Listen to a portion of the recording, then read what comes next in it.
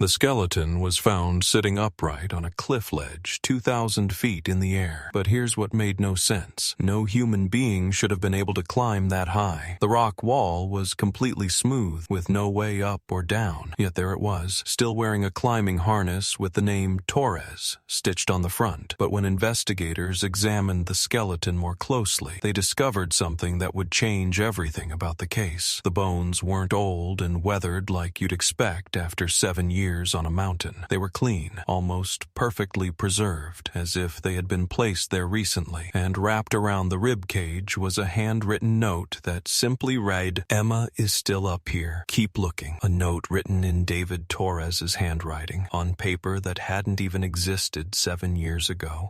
David Torres wasn't just any climber. He was the kind of father who turned weekend adventures into life lessons. Emma Torres wasn't just any teenager. At 16, she could scale rock faces that made grown men nervous, and she did it with the confidence that came from having the best teacher in the world. But what made their relationship special would also make their disappearance impossible to understand. They had been climbing together since Emma was 8 years old.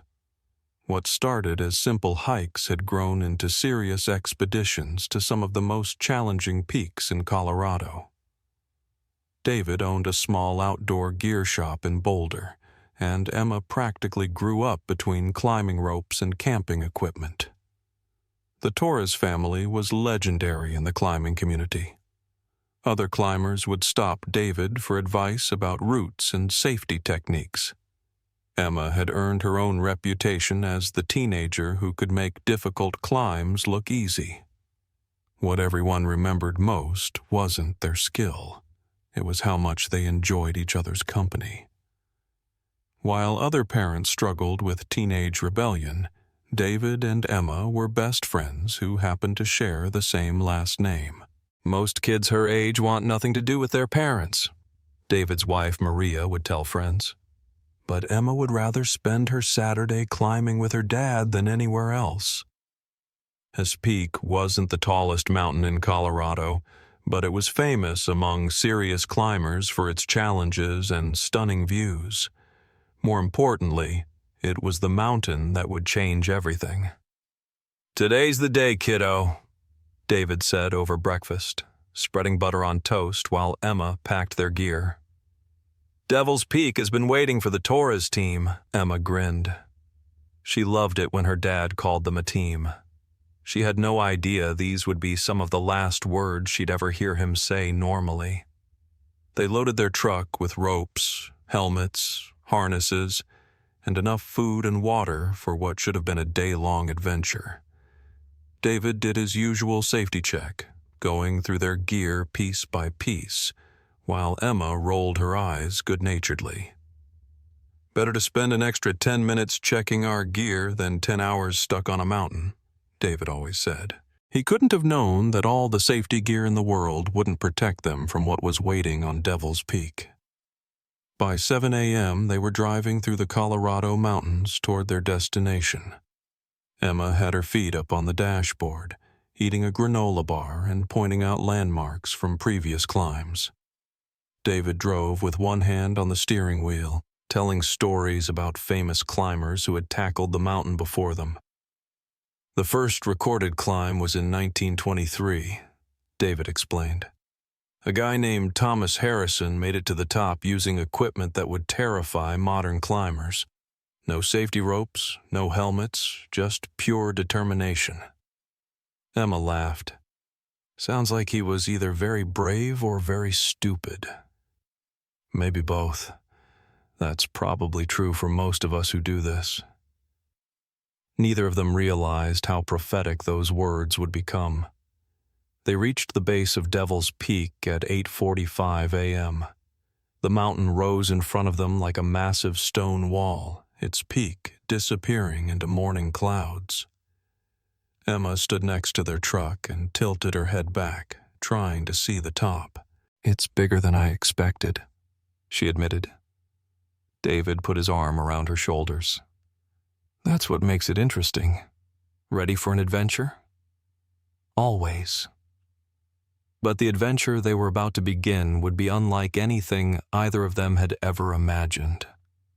They started their climb at 9:15 a.m., following a well-marked trail that wound around the base before leading up to the challenging rock faces.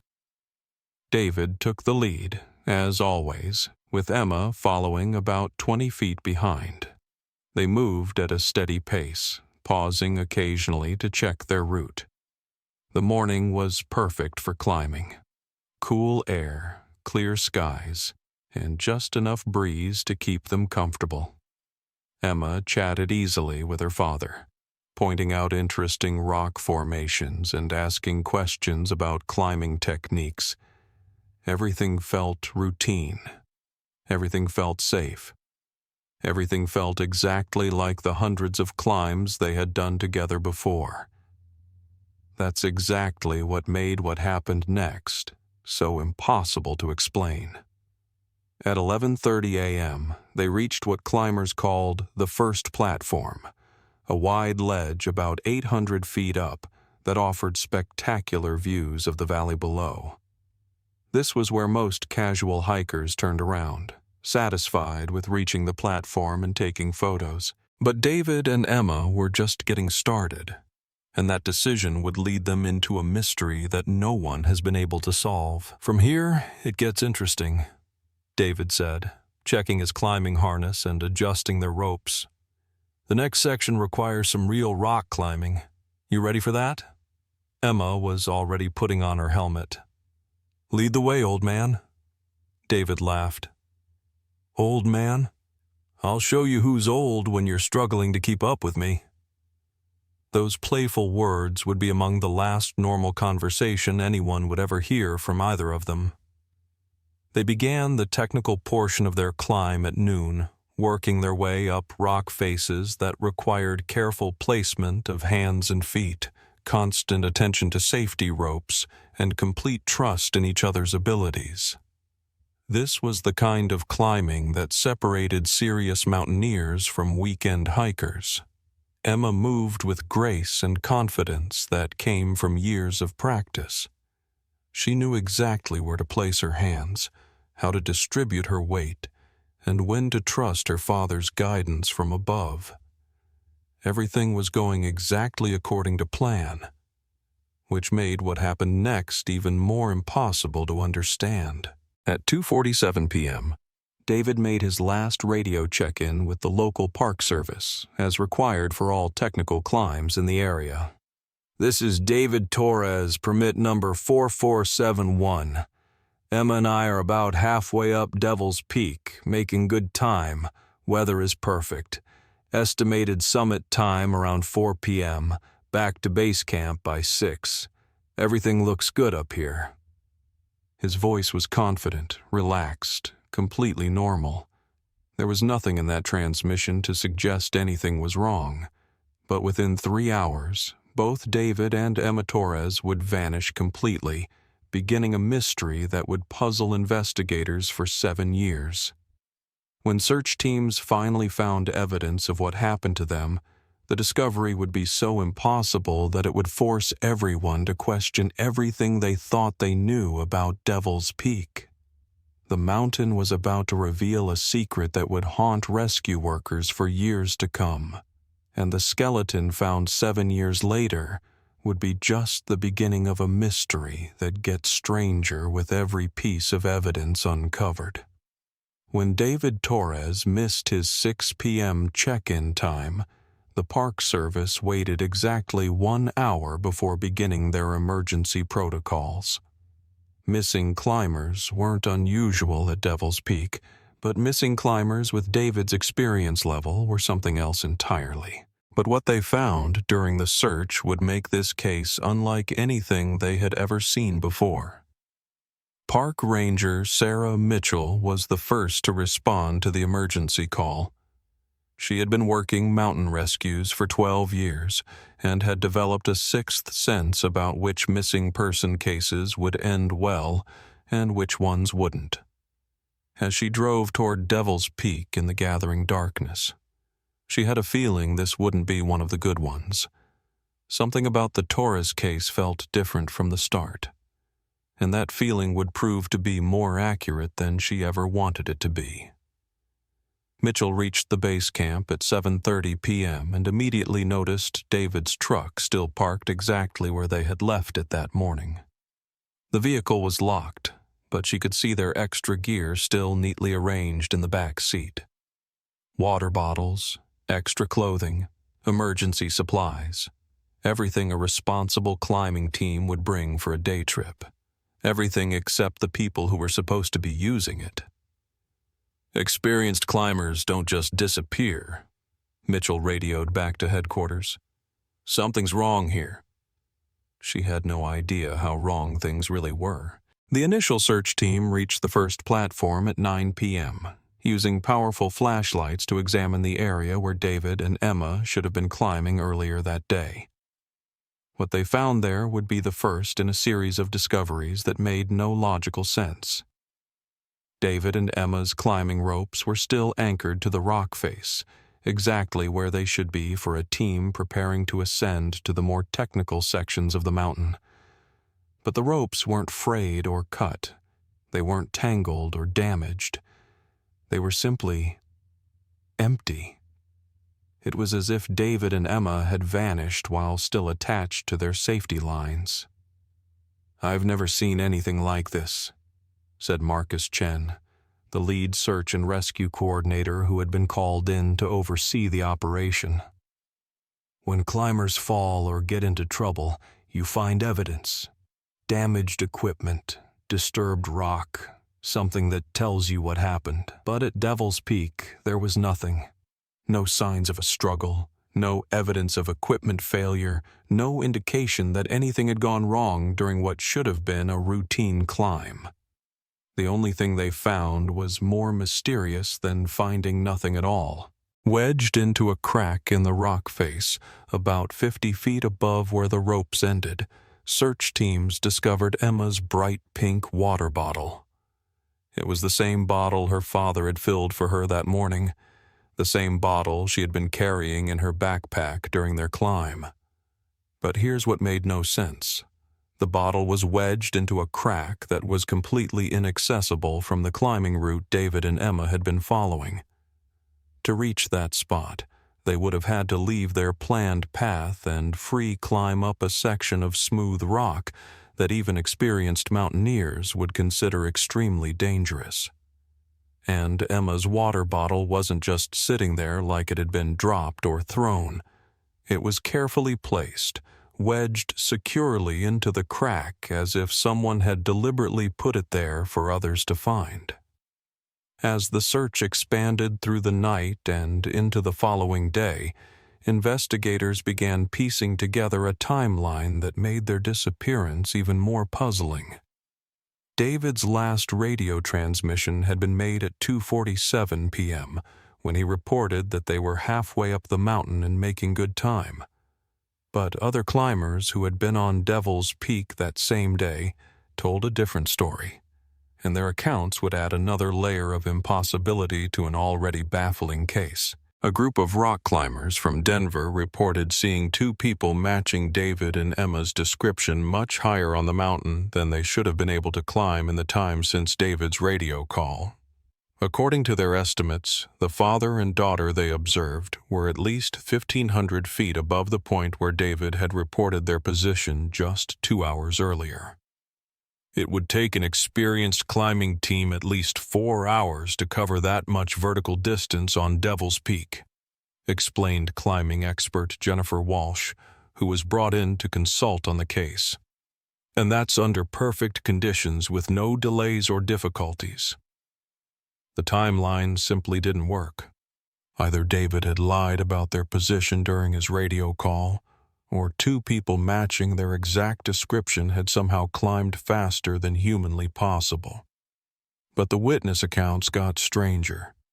The Denver climbers reported that the father and daughter they saw weren't using ropes or safety equipment. They appeared to be free climbing up sections of the mountain that no sane person would attempt without proper gear. "It looked like they were walking up the rock face," one witness said. "Not climbing, walking, like the mountain was flat ground instead of a vertical wall. That description would haunt investigators for years to come. By the third day, the search for David and Emma Torres had become the largest mountain rescue operation in Colorado history. Helicopters equipped with thermal imaging cameras swept the entire mountain. Ground teams with search dogs combed through every accessible area. Professional climbers volunteered their time to check remote sections that rescue workers couldn't safely reach. They found absolutely nothing. No bodies, no equipment, no trace that two people had ever been on Devil's Peak at all. But the mountain wasn't done revealing its secrets. And what searchers discovered next would turn the investigation in a direction no one expected. On the fourth day of the search, a helicopter pilot named Jake Morrison was flying a routine grid pattern over the mountain's north face when he spotted something that made him radio for immediate backup. Carved into a flat section of rock about 1,800 feet up the mountain were two words: "Help us." The letters were large enough to be visible from the air, obviously carved with some kind of sharp tool. The carving looked fresh, not weathered by years of mountain weather, and the location where it was found made it the most puzzling piece of evidence yet. The rock face where the message was carved was completely inaccessible. No climbing route led to that area. No ledges or handholds would allow even the most skilled climber to reach that spot. Yet someone had spent considerable time and effort carving a desperate message into solid rock. "Help us." Two words that raised more questions than they answered. Who had carved the message? When had it been made? And most importantly, how had anyone reached a spot that appeared to be impossible to climb? While search teams continued their increasingly desperate efforts to find David and Emma, Maria Torres was living every parent's worst nightmare. Her husband and daughter had simply vanished, leaving behind no clues about what had happened or where they might be. But Maria knew something that the searchers didn't, something that would add yet another disturbing element to an already impossible case. 2 nights before David and Emma disappeared, Emma had told her mother about a strange dream she'd been having. In the dream, she was climbing with her father on a mountain that looked exactly like Devil's Peak. But in the dream, they weren't alone. She said there were other people on the mountain. Maria told investigators, people who looked like climbers, but something was wrong with them. She couldn't explain what exactly. She just said they felt different. Emma had described feeling like these other climbers were watching her and her father, following them up the mountain. In her dream, the strange climbers never spoke, never made any noise. They just watched and followed. She said the strangest part was that these people could climb anywhere they wanted, Maria continued. Like they weren't limited by gravity or physics. They could walk up smooth rock faces like they were walking up stairs. When Maria first heard the witness reports about 2 people free climbing impossible sections of Devil's Peak, she felt a chill that had nothing to do with the mountain air. Had Emma's dream been some kind of warning? Or had her daughter somehow seen what was waiting for them on the mountain? The questions multiplied, but the answers remained as elusive as David and Emma themselves. And the skeleton found 7 years later would prove that some mysteries only get stranger the more evidence you uncover. What had really happened on Devil's Peak? And why did everyone who tried to solve the case end up with more questions than they started with? After 6 weeks of intensive searching, the authorities officially declared David and Emma Torres dead. The case was closed with a simple explanation. Experienced climbers had fallen from Devil's Peak, and their bodies had been lost in the mountain's deep crevices and remote areas. But everyone involved in the search knew that explanation was a lie, and the evidence they couldn't explain would haunt them for years to come. The official report mentioned nothing about the impossible climbing speeds. Nothing about the "Help us" message carved into inaccessible rock. Nothing about Emma's water bottle placed in a location no human should have been able to reach. The case was closed not because it was solved, but because the truth was too disturbing for anyone to accept. "Sometimes the mountain wins," the final report concluded. "Some mysteries are better left unsolved." But Devil's Peak wasn't finished with the Torres family, and 7 years later, it would reveal a secret that made their disappearance even more impossible to understand. Maria Torres never stopped believing her husband and daughter were still alive somewhere.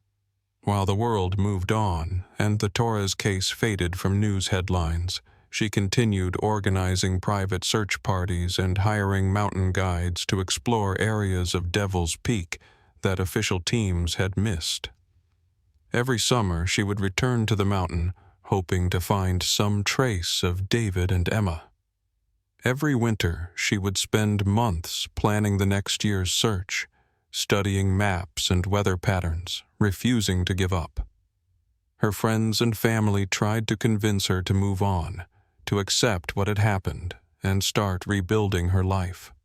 But Maria knew something they didn't. Something that kept her coming back to Devil's Peak year after year. David and Emma weren't dead. She could feel it in a way that had nothing to do with logic or evidence. "A mother knows," she would tell anyone who questioned her endless searches. "And I know my daughter is still up there." That belief would prove to be more accurate than anyone imagined. On September 23, 2023, helicopter pilot Rebecca Martinez was conducting routine aerial photography of Devil's Peak for a climbing guide website when she spotted something that made her circle back for a closer look. High up on the mountain's north face, sitting on a narrow ledge that no climber should have been able to reach, was what appeared to be human remains. But the location where the skeleton was found created more questions than it answered. "I've been flying over these mountains for 15 years, Martinez later told investigators. "I know every ledge, every climbing route, every accessible area on Devil's Peak. That skeleton was sitting in a place that simply cannot be reached by any known climbing technique." The ledge was approximately 2,000 feet up a completely smooth granite wall. No cracks for handholds, no natural footholds, no way for any human to climb to that height without equipment that simply didn't exist. Yet there the skeleton sat, positioned upright as if someone had simply walked up to the ledge and taken a seat to enjoy the view. When mountain rescue teams finally reached the remains using specialized helicopter equipment, what they found challenged everything they thought they knew about the Torres disappearance. The skeleton was still wearing a climbing harness with a name tag that read D. Torres. The bones showed no signs of trauma, no broken ribs or fractured skull that would indicate a fall. They were arranged naturally, as if the person had simply sat down and never gotten up again. But the condition of the remains created another impossibility. After 7 years exposed to mountain weather, the bones should have been scattered by wind and animals, weathered and discolored by years of snow and rain. Instead, they looked almost fresh, clean and white, as if they had been placed there recently. "I've seen plenty of remains that have been exposed to the elements for years," said forensic expert Dr. Patricia Wilson, who was called in to examine the skeleton. "These bones look like they've been here for months, not years. It doesn't make scientific sense." But the most disturbing discovery was wrapped around the skeleton's ribcage. A handwritten note, protected by a small plastic bag, contained a message that would reopen the Torres case and raise questions that no one wanted to answer. "Emma is still up here. Keep looking." The handwriting matched David Torres's signature from climbing permits and gear shop receipts.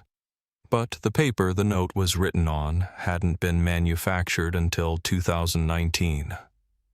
3 years after David disappeared. How could a dead man write a note on paper that didn't exist when he vanished? Laboratory analysis of the note revealed details that made the mystery even deeper. The ink was fresh, showing no signs of fading or weather damage despite supposedly being exposed to mountain conditions for years. The paper showed no water damage, no sun bleaching, no deterioration that would be expected after months or years outdoors. More disturbing was the fact that the plastic bag protecting the note was a brand that hadn't been sold in stores until 2021. David Torres had somehow used a product that wouldn't be available for 5 years after his disappearance. "Everything about this evidence is impossible," admitted Detective James Crawford, who had been assigned to reopen the Torres investigation. "We have a skeleton that's too fresh, a note that's too new, and physical evidence that couldn't have existed when these people disappeared." But the note's message raised the most troubling question of all. If David Torres was dead on that ledge, where was Emma? The search teams had found no trace of the 16-year-old girl. No second skeleton, no additional remains, no evidence that she had ever been on that impossible ledge with her father. According to David's final message, Emma was still up here, somewhere on Devil's Peak. Still alive. Still waiting to be found. But how could a teenage girl survive 7 years on a mountain that had killed her experienced climber father? And if she was alive, why hadn't she tried to signal for help or climb down to safety? Within days of the skeleton's discovery, Devil's Peak was once again crawling with search teams. This time, they weren't looking for 2 missing climbers. They were looking for one teenage girl who had somehow survived 7 years in one of the most dangerous mountain environments in Colorado. Maria Torres joined the search with a mixture of hope and terror. The discovery of David's remains had confirmed her worst fears about her husband, but it had also validated her belief that Emma was still alive somewhere on the mountain. "My daughter is a fighter," Maria told the assembled search teams. "If anyone could survive up there, it's Emma. We just have to find her before—" She never finished that sentence, but everyone understood what she meant. Before it was too late. Before Devil's Peak claimed another victim. Before they lost Emma forever. The mountain had given up one of its secrets, but it was clear that more mysteries remained hidden among the rocks and ledges of Devil's Peak. And somewhere up there, if David's note was correct, a teenage girl was waiting for someone to bring her home. The question was, after 7 years on that mountain, would they still recognize the Emma Torres they found?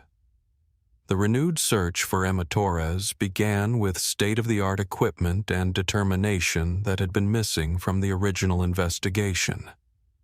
Thermal imaging drones swept every inch of Devil's Peak, searching for any sign of human life. But what they discovered would make Emma's survival seem even more impossible. Advanced scanning equipment revealed a network of caves and hidden passages throughout Devil's Peak that had never been documented. These weren't natural formations. They were man-made tunnels, carved with precision into solid rock. Someone had been modifying Devil's Peak from the inside, and those modifications had been going on for much longer than 7 years. "This changes everything we thought we knew about this mountain," said Dr. Patricia Wilson. "These tunnels are extensive, sophisticated, and they lead to areas that should be completely inaccessible. But the most disturbing discovery wasn't the tunnels themselves. It was what the search teams found inside them. Deep within the mountain's tunnel system, search teams discovered chambers that had been carved out and furnished like living spaces. battery-powered lights, stored food, camping equipment, and most shocking of all, personal belongings from multiple missing persons spanning decades. Emma Torres wasn't the only person who had disappeared on Devil's Peak. "We found items dating back 40 years, reported search coordinator Marcus Chen. Climbing gear from the 1980s, camping equipment from the 1990s, personal effects from at least 15 different missing persons cases. The chambers were arranged like an underground community, with separate living areas, food storage, and workshop spaces where climbing equipment had been modified. Someone had been living inside Devil's Peak for decades. But the most chilling discovery was a wall covered with photographs of climbers who had attempted Devil's Peak over the years. Pictures, names, experience levels, and detailed notes about their routes and timetables. David and Emma Torres were just the most recent additions to a collection spanning 40 years. The evidence pointed to a disturbing conclusion. Someone had been systematically targeting experienced climbers who attempted Devil's Peak. The tunnel system, the surveillance, and the decades-long timeline suggested planning that was almost inhuman. But who could live on a mountain for 40 years without being detected? The answer came from Maria Torres, who recognized something in one of the photographs found underground. "That's Thomas Harrison," she said, pointing to a black and white photo of a young man in 1920s climbing gear. David used to tell Emma stories about him. He supposedly reached the summit in 1923 and then vanished. According to climbing history, Thomas Harrison had successfully summited Devil's Peak and disappeared during his descent. But the photograph suggested Harrison had never left Devil's Peak at all.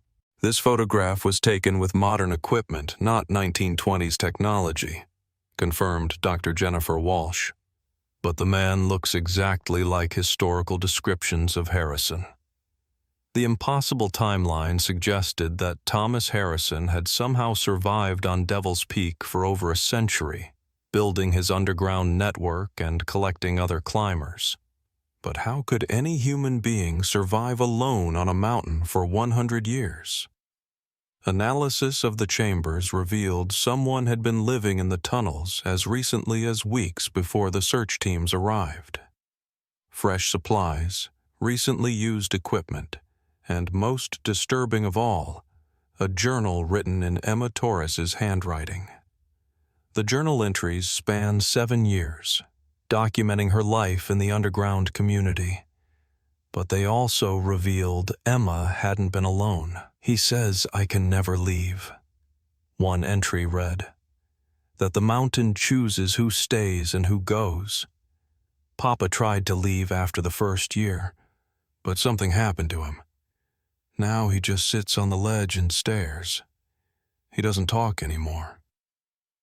The journal painted a picture of an underground community ruled by someone Emma called the first climber, a man who claimed to have been living on Devil's Peak since 1923.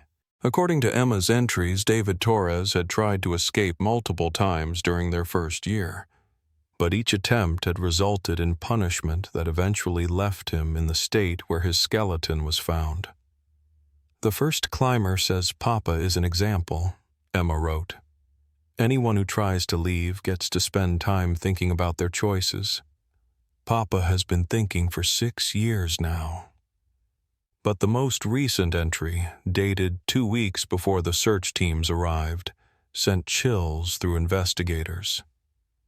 "He says new people are coming to look for me. He says I need to choose whether I want to join Papa on the ledge or help him welcome the new climbers to our family. I don't want to choose, but I think he's going to make me anyway." The search teams realized they weren't just looking for a missing teenage girl. They were walking into a trap that had been set by someone perfecting his techniques for over a century. And somewhere in the tunnels beneath Devil's Peak, Emma Torres was waiting to see whether her rescuers would become her fellow prisoners. Search teams approached the tunnel entrance knowing they were walking into a trap set by someone who had been perfecting his methods for over a century. As they descended into the underground network, their radios went dead and GPS equipment stopped working. Devil's Peak was cutting them off from the outside world, just like it had done to every climber before them. The tunnels were more extensive than anyone had imagined, branching off in multiple directions like roots of some massive underground tree. Emergency lights created an eerie path that led deeper into the mountain's artificial heart. But what they found at the end of that path would haunt them forever. In a large chamber carved from solid rock, search teams discovered what could only be described as a twisted family gathering. 15 people of various ages sat around a central fire, all wearing climbing gear from different decades. Their eyes were vacant, staring, as if present in body but absent in mind. At the center sat a man who appeared to be in his 30s, wearing climbing equipment that looked like it belonged in a museum. His hair was white, skin pale from decades without sunlight, but his eyes burned with intensity. Thomas Harrison, the first climber, the man who had been collecting mountaineers for 100 years, and sitting beside him, looking far older than her 23 years, was Emma Torres. "You came to take her away," Harrison said, his voice echoing strangely. "But she belongs to the mountain now. We're a family here." Emma looked up at the search teams with eyes that had seen too much. She was alive, but something essential had been taken during 7 years in underground darkness. "I tried to leave," she whispered, "but he showed me what happens to people who abandon their family. He showed me Papa." The search teams realized that David's skeleton hadn't been placed on the ledge after death. It had been positioned there as a warning, a reminder of what happened to family members who tried to escape. But Harrison had made one mistake in his century of collecting climbers. He had underestimated the determination of a mother who never stopped searching. Maria Torres hadn't waited outside while search teams descended. Against all orders, she had followed them into the tunnels, carrying explosives from her late husband's construction company. "Emma," Maria called out as she entered the chamber. "It's time to come home." What happened next was chaos. Some of Harrison's collected climbers tried to stop the rescue, but others seemed to wake up from their trance when they heard Maria's voice. The chamber erupted into confusion as people who had been passive prisoners for decades suddenly remembered they wanted to escape. In the noise and darkness, Harrison disappeared deeper into the mountain with several loyal followers. Emma Torres was carried to safety, along with 3 other climbers presumed dead for years. But Maria's explosions brought down tunnel sections, sealing off deeper passages where Harrison had vanished. Today, Emma Torres lives quietly in a town far from any mountains. She speaks to few people about her 7 years underground, and when she does, her stories are so disturbing that most assume she's suffering from trauma-induced delusions. She talks about tunnels extending for miles beneath Devil's Peak, about chambers filled with belongings of climbers who disappeared over the past century, about a man who claimed to extend human life by feeding off the determination of mountaineers. Most disturbing, she insists Thomas Harrison is still down there, somewhere in the sealed passages, still collecting, still waiting for new climbers to join his family. Devil's Peak remains open to climbers, though fewer attempt the summit since the Torres rescue. Official reports mention nothing about underground communities. Tunnel entrances have been sealed and the area declared unstable. But sometimes, experienced mountaineers report seeing lights moving inside the mountain at night. And every year, a few climbers still disappear on Devil's Peak, their bodies never found. The skeleton on the impossible ledge was just the beginning, and somewhere beneath tons of rock and stone, something waits for the next climber brave enough to challenge Devil's Peak. Some mountains never give up their secrets. They just find new ways to keep them hidden.